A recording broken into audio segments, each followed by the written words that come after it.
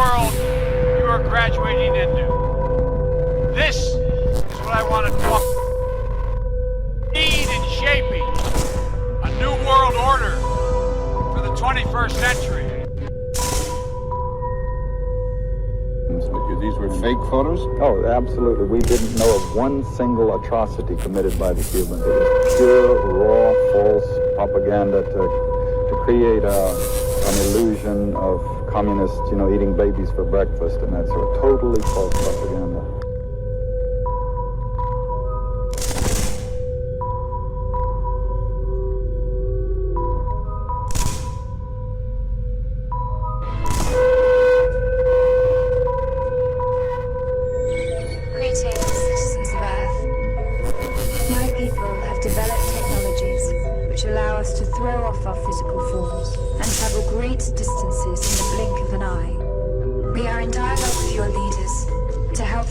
Survive its infancy, for we believe in you.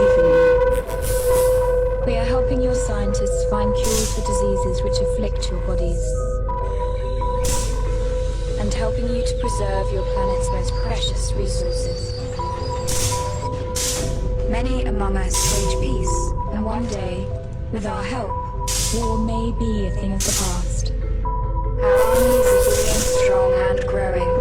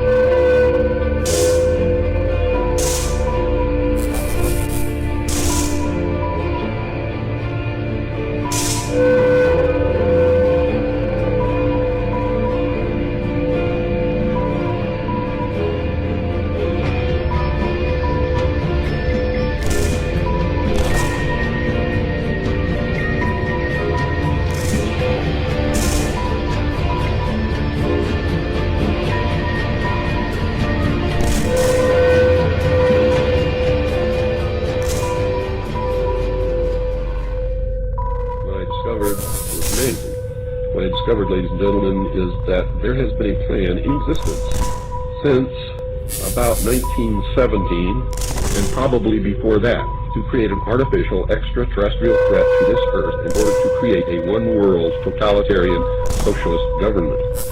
One of the first documents that I found in my search was this one, the Imperial Japanese Mission 1917, a record of the reception throughout the United States of the special mission headed by Viscount Ishii. And when the Imperial Japanese Mission was in New York City, they had a dinner and some pretty famous people spoke at this dinner. One of them was John Dewey. John Dewey is the father of our failing, disastrous public education system. Here's what he said. Listen very carefully. John Dewey, professor of philosophy in Columbia University, who was the next speaker, was listened to with great intentness. He said, quote, "Someone remarked that the best way to unite all the nations on this globe would be an attack from some other planet. In the face of such an alien enemy, people would respond with a sense of their unity of interest and purpose." Unquote. Now, bear in mind, folks, that's 1917. One of the next documents that I found and I found quite a few, but one that's pretty important is called the Report from Iron Mountain, the probability and desirability of permanent peace.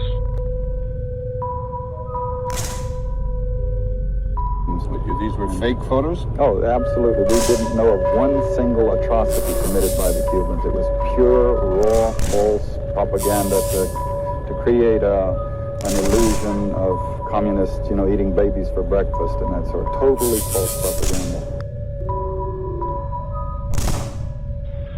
Now, I encourage you to find this book, wherever you can find it. I don't know where you can get it, but find it. Page 66.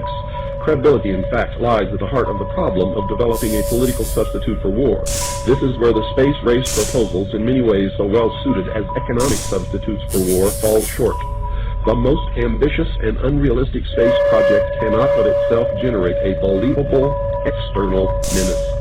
It has been hotly argued that such a menace would offer the last best hope of peace, etc., by uniting mankind against the danger of destruction by creatures from other planets or from outer space.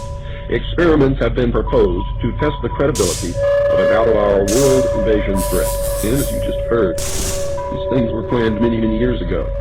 All the bombardment of the public with movies about flying saucers in the 50s, right after the United Nations Treaty was signed and the UN Participation Act was pushed through Congress, and all of the incidents since that have convinced the majority of the American people that flying saucers are real and extraterrestrials exist, and that flying saucers are from an extraterrestrial origin. This is being promulgated in many ways, by television commercials, in the movies, in the newspapers, by creating incidents either real or imagined. I believe, because of my research, and because of the extensive documentation that I've found and that is in my book, that this whole scenario has been created to give us an artificial alien threat from outer space. During the Reagan administration, he made 6 speeches, specifically talked about a threat from outer space by some other species from some other planet. 6, ladies and gentlemen. Why would the president repeat the same thing 6 times, tagged on to the ends of speeches by him? The speechwriters did not put that in the speech. Ronald Reagan added it himself. Perhaps we need some outside universal threat. I occasionally think how quickly our differences worldwide would vanish if we were facing an alien threat from outside this world. His task and mine might be in these meetings that we held. If suddenly there was a threat to this world from some other species, from another planet, outside of it, we forget all the differences that we have. This was a powerful suggestion to implant into the minds of the people of the world that there really is a threat from some other species, from some other planet, to this Earth. Now, you people out there have been ignoring the UFO phenomenon for too long. It has all the earmarks of the most successful, most sophisticated mind control operation in the history of the world, and you are ignoring it. What better way to implement a plan to bring about a one-world government than to create the possibility in the minds of the people of the world that we are being threatened from some other species, from some other planet, and do it in a way that if anybody questions it, or challenged it, or wants to talk about it publicly, that they are ridiculed.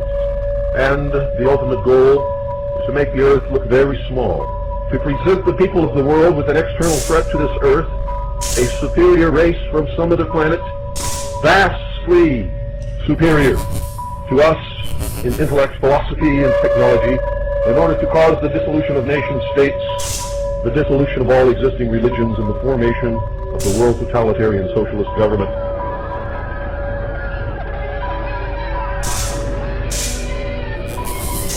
What was needed were certain cover stories. What do you do when people are spotting aircraft and then telling reporters that they've seen something very unusual flying out of an airbase in Nevada?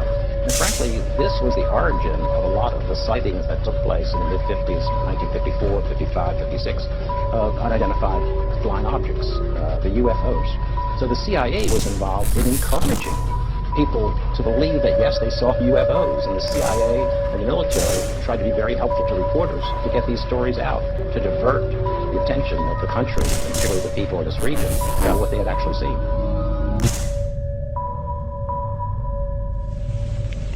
The traumas I endured with Cox are absolutely horrific. And J. Bennett Johnston took full advantage of my mind and told me that he had been involved in the Philadelphia experiment. He said that on that fateful day so many years ago, that when that ship disappeared, it came back a spaceship, and that he had transported through time to become a senator. Well, he sure seemed inhumane to me, so this wasn't too hard to believe that he was an alien. And when he showed me in 1977, when he showed me the top secret stealth fighter, it looked like a spaceship to me. I mean, here was this triangular ship that nobody knew about at that time. It had been kept top secret.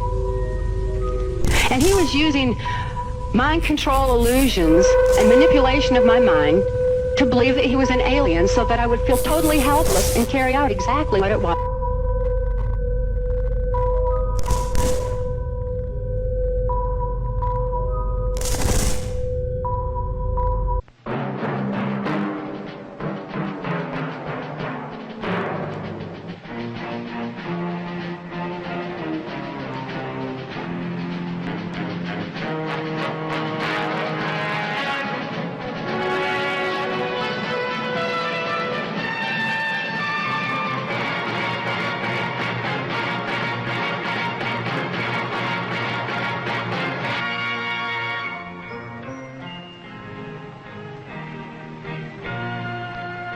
Some people have a deep, abiding respect for the natural beauty that was once this country.